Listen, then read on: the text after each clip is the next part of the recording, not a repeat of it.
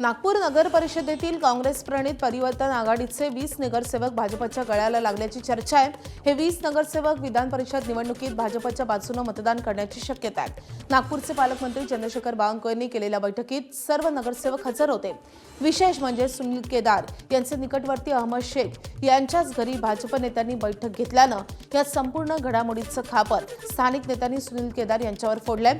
वर्षभराआधी बुट्टीबोरी नगर परिषद निवडणुकीत काँग्रेसचे नेते सुनील केदार यांनी स्थानिक समीकरण बघता काँग्रेस पक्षाचं पंजा चिन्ह गोठवून परिवर्तन आघाडीच्या आरी चिन्हावर काँग्रेसचं पॅनल लढवलं होतं।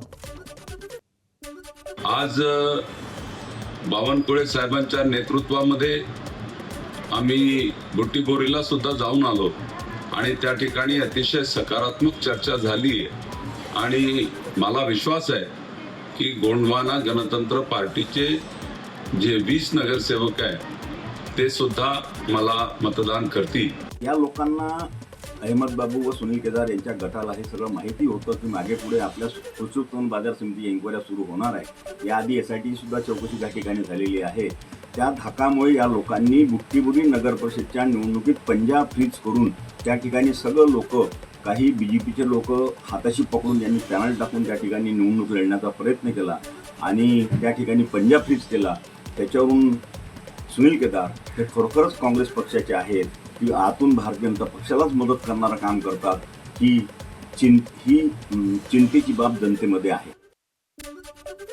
सोलापूर विधान परिषदेतही महायुतीचं पारडं जड होताना दिसतंय। निवडणुकीच्या अनुषंगानं महायुतीच्या नेत्यांची बैठक पार पडली आहे। या बैठकीला पालकमंत्री जयकुमार गोरे हजर होते।